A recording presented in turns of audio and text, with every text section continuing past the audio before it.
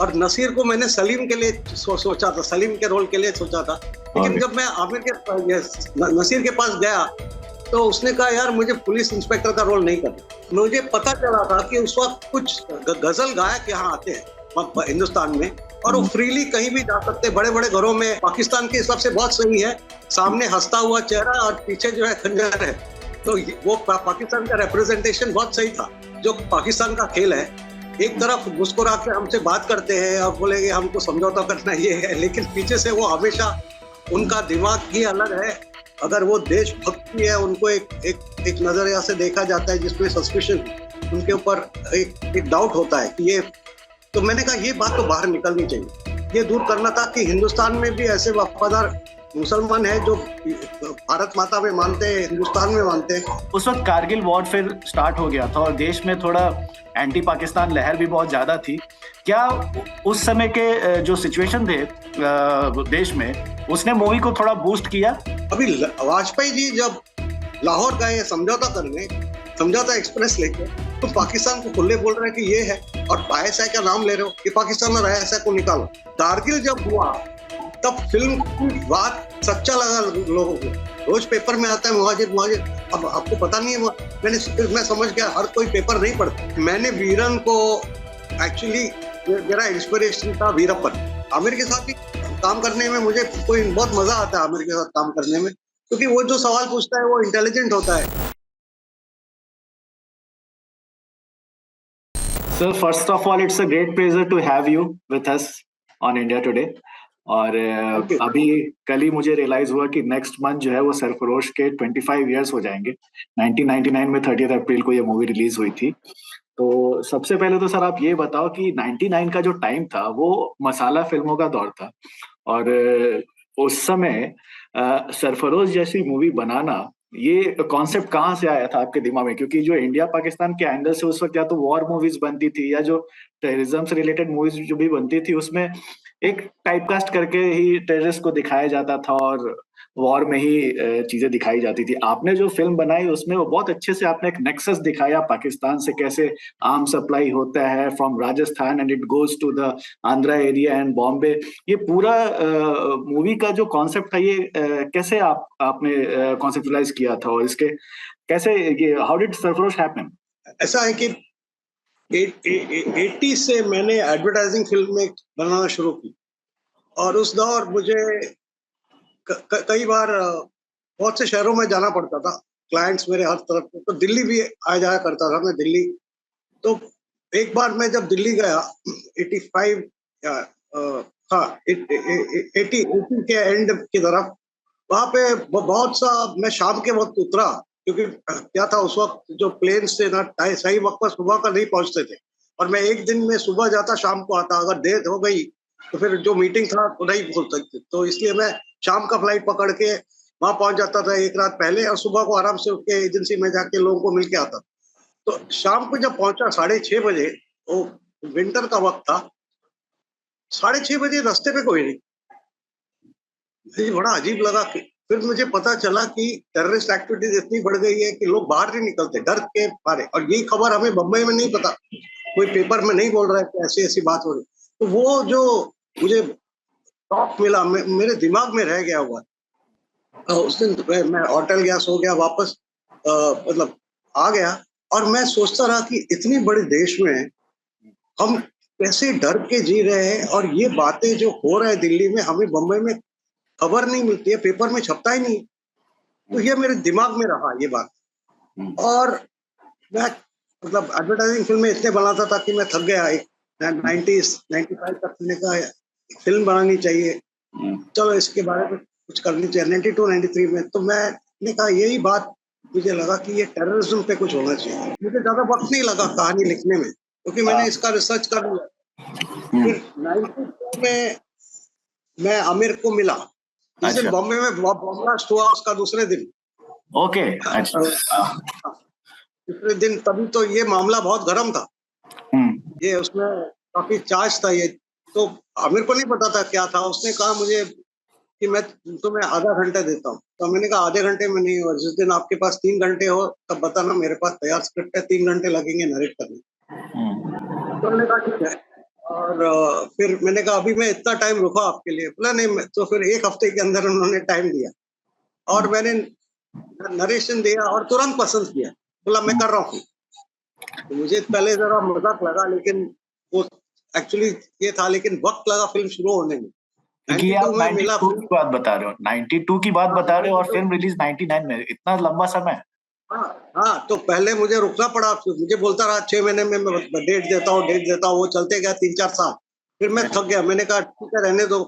मैंने कहा देखो, मैंने ये फिल्म काफी बड़ी है, राजस्थान में शूट करनी है, दिल्ली में शूट करनी है, और आप कॉलेज स्टूडेंट हो, तो वक्त गुजर रहा है, तो कम से कम कॉलेज के सीक्वेंस तो पहले कर दो। तो ऐसे करके करके 94 में फिल्म शुरू हुई। हाँ 94 में फिल्म शुरू हुई, सॉरी 95 में। फिर 3 साल लगा फिल्म बनने में, क्योंकि उनके पास जो फिल्में थी वो खत्म नहीं हो रही थी, उसके शूटिंग बीच बीच में आता था, तो वक्त लगा, 3-3.5 साल लगा। 99 में खत्म हो गई फिल्म की शूटिंग और एडिटिंग वगैरह कंप्लीट हो गई। ओके। और ये एक बताइए कि ये जैसा मैंने बोला कि ये उस टाइम बहुत ही मसाला टाइप की मूवीज बनती थी जिसमें बड़े अनरियलिस्टिक फाइट सीक्वेंसेस वगैरह भी होते थे, और मैंने देखा कि सरफरोश के जितने भी सीक्वेंसेस हैं, इवन एक्शन सीक्वेंस, बहुत रियलिस्टिक है। मतलब उसमें ये नहीं कि हीरो उछल उछल के मार रहा है या कुछ भी, बिकॉज बहुत ही क्लीन वे में उसके सीक्वेंसेस को लिया गया था उस वक्त। इस तरह की मूवी को प्रेजेंट कर 90s में आप लोग कॉन्फिडेंट थे कि ये मूवी चल जाएगी? देखो, एक चीज आपको बताओ, हाँ। उस फिल्म में मैं सिर्फ लेखक नहीं हूँ, मैं प्रोड्यूसर भी हूँ। या तो मैंने जो 10 साल एड फिल्में की है, उसमें से जो कमाया मैंने फिल्म में डाल दी। ठीक है, क्यों? ये फिल्म बनने से पहले मैं एक फिल्म में असिस्टेंट था, चीफ असिस्टेंट डायरेक्टर था। फिल्म थी आक्रोश, गोविंद निहलानी साहब की। गोविंद निहलानी, आक्रोश यस। फिल्म था पहला फिल्म। हाँ, तो उनका जो पहला फिल्म था, मेरा भी पहला फिल्म था, लेकिन मैं मुख्य सहायक था उसमें। तो वो फिल्म के बाद मुझे मौका मिला एटनबरो का फिल्म गांधी में काम करने का, सेकंड यूनिट में गोविंद जी के साथ। हाँ। उधर भी मैं फर्स्ट। तो मैंने देखा वो लोग कैसे फिल्में बनाते हैं, बहुत फर्क है उनके एटीट्यूड में, उनके सोच में, हर चीज में, बजट में, हर चीज में उनका बहुत। तो मुझे लगा फिल्म बननी चाहिए तो ऐसी बननी चाहिए जिसमें आपको किसी किस्म की कॉम्प्रोमाइज नहीं करनी। या बिल्कुल मैं, रियलिस्टिक। मैं हाँ, और रियलिस्टिक बननी चाहिए, क्योंकि मैं बचपन से मुझे जो फिल्में पसंद आई वो थी सारे रियलिस्टिक। तो मैंने सोचा अभी ये गांधी फिल्म के बाद मैं एडवर्टाइजिंग फिल्में बनाता हूँ, और तो ये मेरा नसीब अच्छा था कि मुझे अच्छी फिल्में मिली, और मुझे पहले फिल्म के बाद कभी मुड़ के देखना नहीं पड़ा, कभी काम के लिए, मतलब मुझे कहीं जाना नहीं पड़ा, काम मेरे पास आता था। हर महीने मुझे बहुत से फिल्में मैं करता था।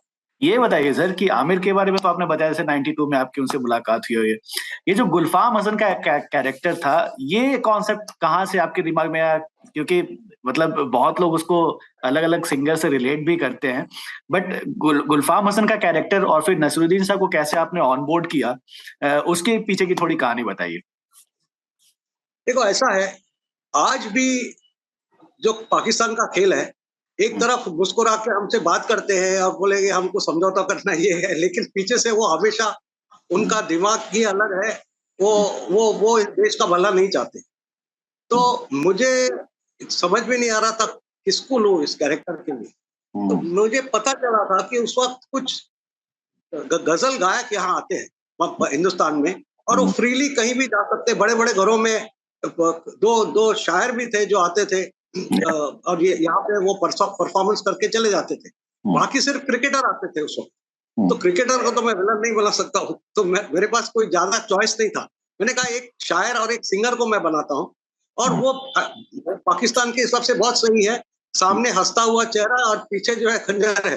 तो वो पाकिस्तान का रिप्रेजेंटेशन बहुत सही था। तो मैं किसी और को चाहता था पहले, और नसीर को मैंने सलीम के लिए सोचा था, सलीम के रोल के लिए सोचा था।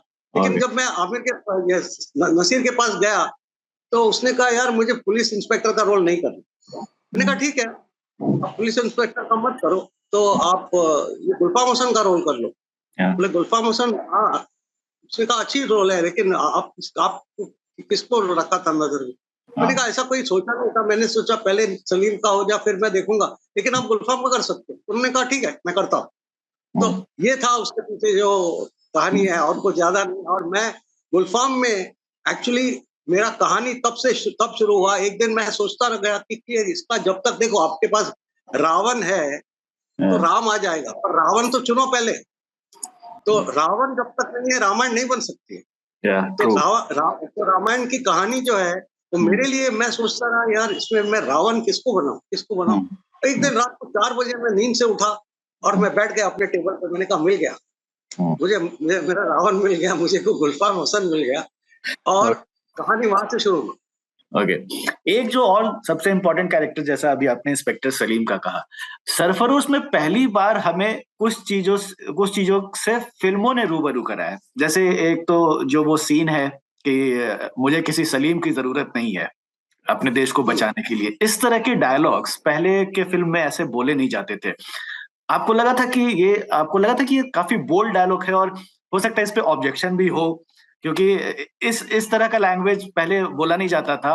और इंस्पेक्टर सलीम का कैरेक्टर एक मुसलमान कैरेक्टर है, उसको पहले उसके सीनियर कह रहे हैं कि because you are a Muslim and you let one of the terrorist go away, जो सुल्तान का जो वो सीन है।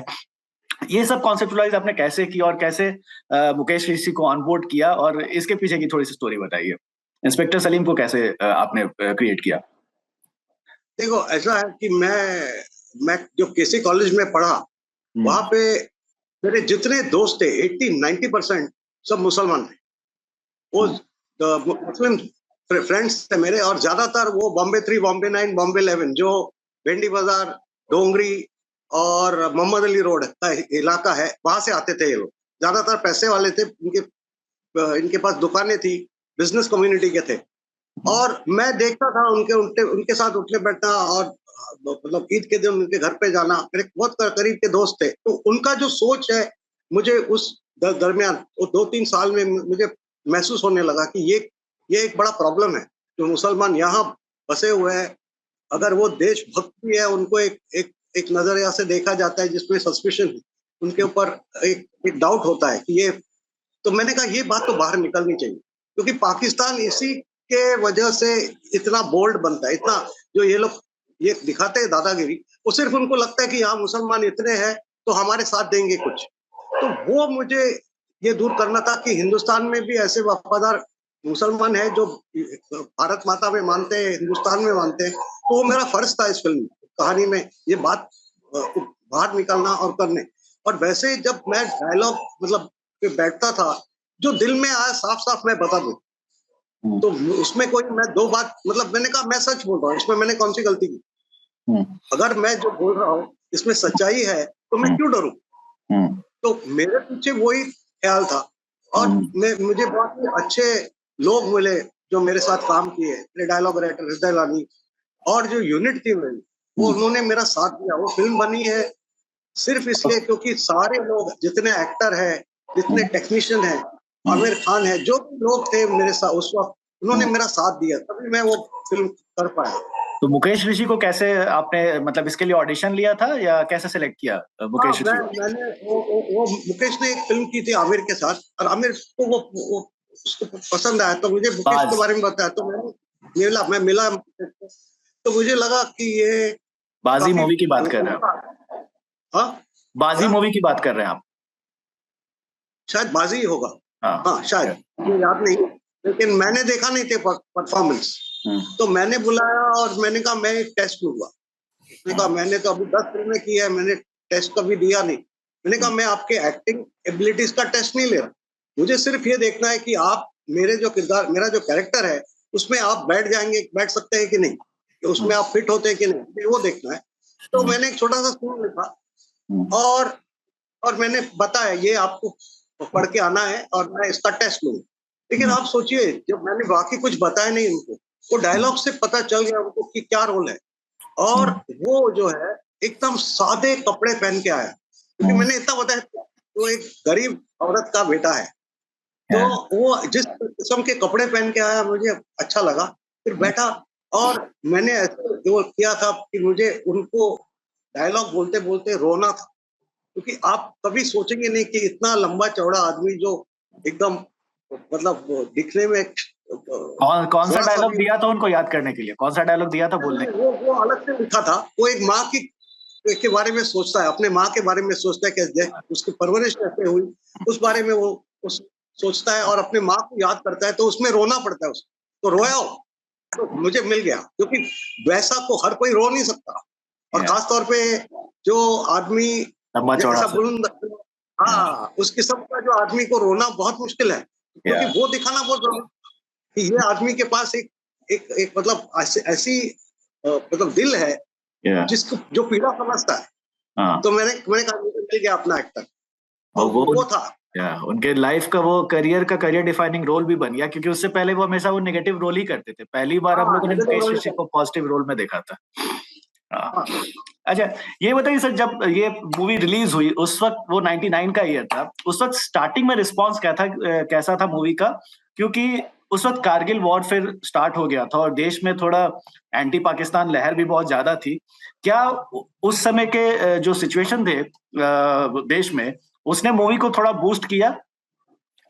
देखो, मैं आपको बताऊं, ये जो हुआ ना, ये एक तरफ से मैं समझता हूँ, मैं नसीब में बहुत मानता हूँ अपने खुद का, और बहुत कुछ, मतलब इसमें कुछ चीजें ऐसी है जो आपके हाथ में नहीं है।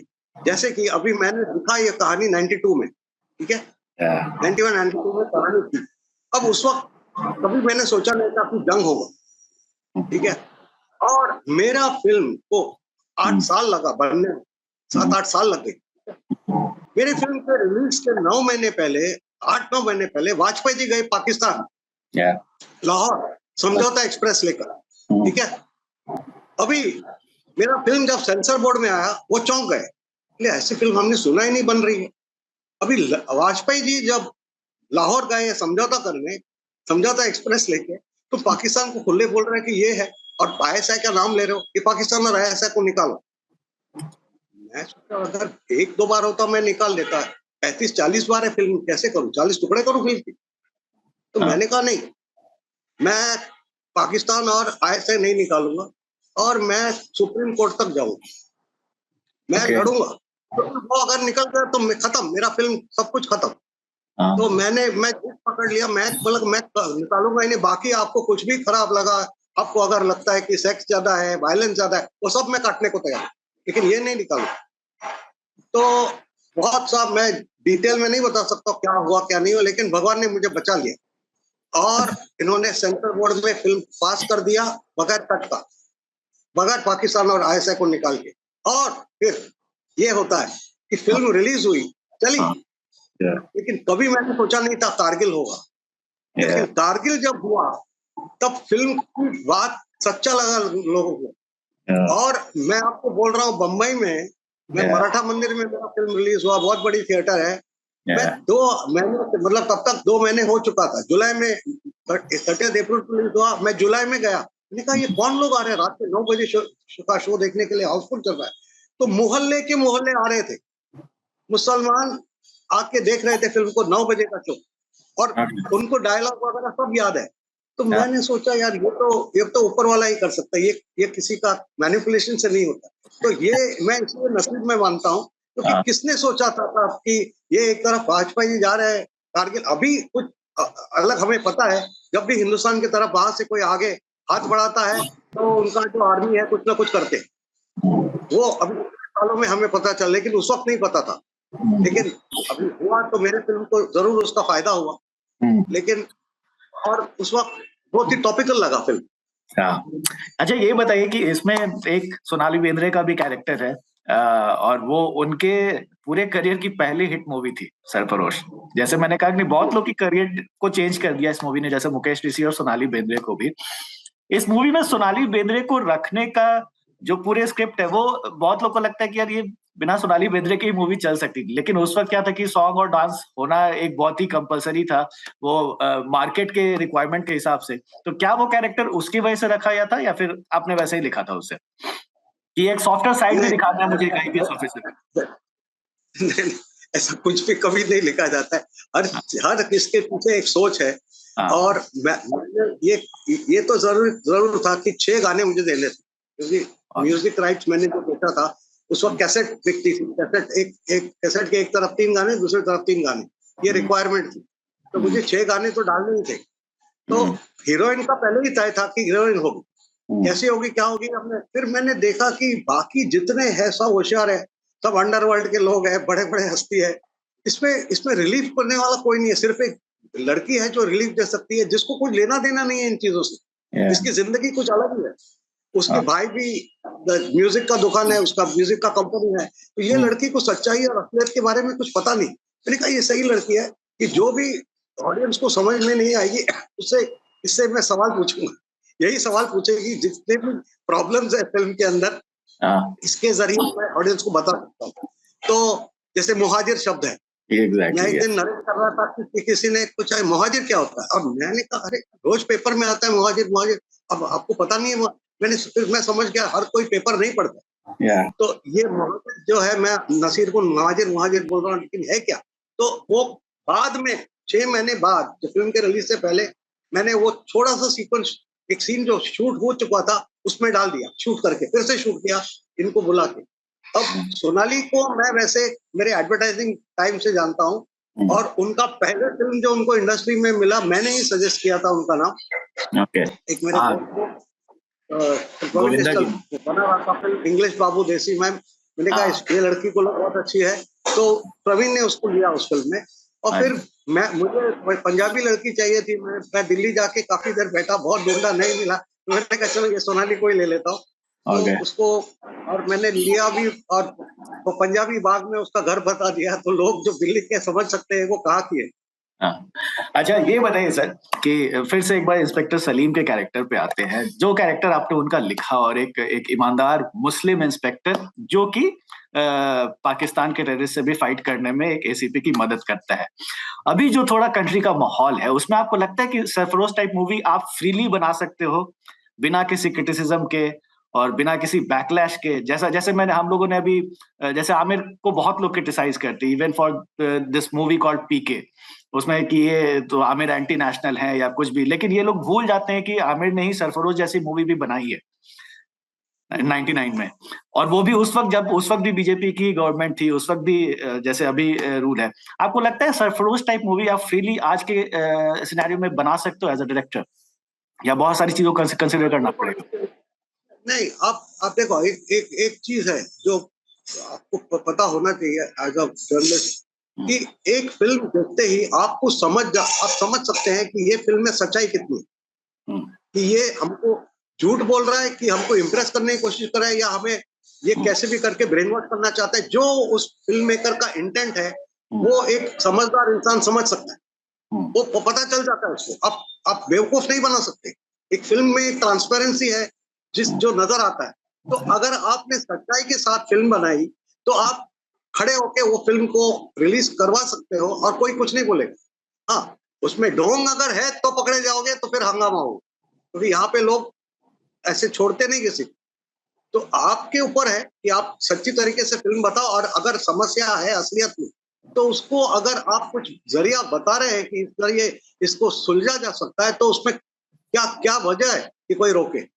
मैं समझता हूँ, और ऐसे फिल्में चलती है क्योंकि लोगों को पता चलता है कि, क्योंकि उनको देखो, एक अजीब बात है, मैं एक वक्त जब कॉलेज के पास खड़ा था तो कुछ एक्स स्टूडेंट्स खड़े होके बात कर रहे थे, और ये लोग जो है, मैं 20-21 साल का था, और ये सब 27-28 साल के, वो केसी कॉलेज के बाहर खड़े होकर बात कर रहे।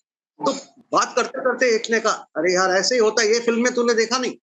मैंने कहा यार ये लोग 28-30 साल के हो गए, अभी भी फिल्मों के जरिए आप अपने मतलब जिंदगी की उलझनों को सुलझाते।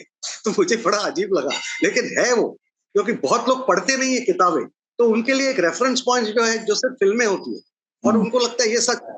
अभी खैर, अभी बहुत कुछ बदल गया है, वैसा वक्त नहीं है अभी इंटरनेट के जरिए लोगों को पता चलता है हर चीज, तो अब वो वक्त अलग था। हाँ, एक चीज बताइए सर, अभी कुछ साल पहले मैंने गोविंद नामदेव का एक इंटरव्यू लिया था, और उसमें ऐसे ही बात हुई थी कि हम लोग एक अग्रीमेंट पे पहुंचे थे कि सरफरोश पहली ऐसी मूवी है जिसका जो एंड था, it's a perfect ending for a sequel, क्योंकि उस एंड में एक बात होती है कि वीरन कहाँ है। वीरन को तो हम लोगों ने फिर आगे कुछ किया ही नहीं, और he was one of the main character जो विलन था। तो गोविंद नामदेव ने हमें बताया कि बात तो थी पहले कि इसका भी सीक्वल बनेगा, लेकिन फिर वो बना नहीं। तो ये आप क्लियर करो कि आखिर सरफरोश का सीक्वल क्यों नहीं बना, क्योंकि सबको जानना है कि आखिर वीरन का क्या हुआ। देखो ऐसा है, मैंने वीरन को एक्चुअली, मेरा इंस्पिरेशन था वीरप्पन। जो वीरप्पन डेकॉर्ड था ना साउथ में, वीरप्पन जो कटाई था, जो कर्नाटका, केरला और तमिलनाडु के बीच में भागते रहता था, वो बहुत फेमस था। उसको तीनों स्टेट ने, सेंट्रल गवर्नमेंट ने आके उसको आखिर में खत्म किया। वो सैंडलवुड का स्मगलिंग करता था। तो मुझे वैसा एक कैरेक्टर दिखाना था जिसको बंदूकों की जरूरत है हिंदुस्तान में। इसलिए मैंने वो कैरेक्टर का नाम वीरन रखा। वो वीरप्पन पे था। मैं वीरन, हाँ वीरप्पन से था, लेकिन उससे आगे उसका कुछ नहीं था। तो मैंने एक्चुअली वो एंडिंग इसलिए रखा कि ये समस्या खत्म नहीं हुई, ये बताने के लिए। सीक्वल भी बन सकता था। आमिर ने पहले मुझे बोला, जॉन इसका सीक्वल बन सकता है, क्योंकि ये यहाँ पे हमने छोड़ा है, हम, तुमने कहा वीरन, और हम वहीं पे निकलते हैं। मैंने कहा ये मैंने इसलिए रखा क्योंकि ये कहानी खत्म नहीं हुई है, ये चलने वाला है, आज भी चल रही है, आज अलग रूप से है। और मैं एग्जैक्ट सीक्वल नहीं बनाऊंगा, लेकिन आएगा फिर से, अगर मतलब नसीब में है तो देखता हूँ। मैं कोशिश कर रहा हूँ एक सीक्वल बनाने की सरफरोश की, तो देखते हैं क्या होता है। अच्छा, ये बताइए सर कि सरफरोश के बाद आपने वाकई में बहुत कम मूवी बनाई। एक मूवी बनाई शिखर, जो मुझे बहुत पसंद है, शाहिद और अजय देवगन की, लेकिन उसके बाद जॉन मैथ्यू इतनी अच्छी मूवी देने के बाद मूवीज बनाना छोड़ दिए, ये क्यों हुआ? एक्चुअली क्या है, मैं बता नहीं सकता। कुछ चीजें हुई जो मुझे पसंद नहीं आया, तो मैंने कहा इतना सब करके ये सब मुझे झेलना है, तो मुझे, मेरा दिल टूट गया। और मुझे हिंदुस्तान देखना था, तो मैं 2-3 साल घूमा बाय रोड, गाड़ी लेके मैं पूरा नॉर्थ इंडिया देख के आया, जो मुझे बहुत खुशी मिली। और मुझे जानने मिला मेरा देश क्या है। डिस्ट्रिक्ट वाइज मैंने पूरा देखा, बहुत सी जगह। और फिर मेरा जो सरफरोश से मुझे जो मिला सक्सेस, उसका मैं थैंकफुल हूँ, आभारी हूँ। और मुझे अच्छा है कि चल गई सब कुछ, लेकिन मेरा एक्सपीरियंस खराब रहा। फिर शिखर में भी मैं जैसा चाहता था फिल्म नहीं बन पाया। मुझे मालूम था नहीं चलने वाला, क्योंकि वो मुझे आइडिया मिला जब मैं घूम रहा था कि ये जो है उस वक्त, ये शब्द क्लाइमेट चेंज, ग्लोबल वार्मिंग, ये सब नहीं आए थे। लेकिन मुझे लगा कि इस बारे में, वातावरण के बारे में एक फिल्म बनाना बहुत जरूरी है। और मैंने कहा इस बार मैं खून खराबा, कुछ वायलेंस नहीं रखूंगा, सिंपल सा फिल्म बनाऊंगा जो परिवार सब आके, पूरा परिवार आके देख सकता है। तो उस हिसाब से फिल्म बना, लेकिन वो चली नहीं। तो मेरा दिल बैठ गया। और मैंने जब ऐड भी किया, अगर मेरे पसंद आता था तो ही मैं करता था। तो मैंने कहा अभी छोड़ो, लेकिन फिर अभी जाग गया है थोड़ा सा। बोला चलो एक सीक्वल का आइडिया मुझे मिला। ये कोशिश करता हूँ, अगर हुआ सही रीत से तो मैं बनाऊंगा, अगर सही रीत से नहीं हुआ, मुझे एक्टर वगैरह अच्छे नहीं मिले तो नहीं बनाऊंगा। लेकिन ये मिला मुझे सब कुछ सही, तो मैं जरूर बनाऊंगा। आमिर से बात होती है इस बारे में? हाँ, आमिर से बात होती है, लेकिन क्या है प्रॉब्लम, बेसिकली क्या है, आमिर अभी अगर मैं उसी कैरेक्टर को लूं, जो लेना ही पड़ेगा, और कोई उसको सरफरोश सीक्वल में उसको दूसरा कैरेक्टर तो नहीं बना सकता। तो आमिर का जो उम्र है इस वक्त, वो डीजी लेवल का अफसर होगा, डायरेक्टर जनरल ऑफ पुलिस होगा। तो वैसे जो डीजीपी है ना, वो फील्ड में नहीं उतरते। तो ऐसा रोल के लिए मैं आमिर के पास नहीं जाना चाहता, क्योंकि अभी भी वो हीरो के रोल कर रहे हैं।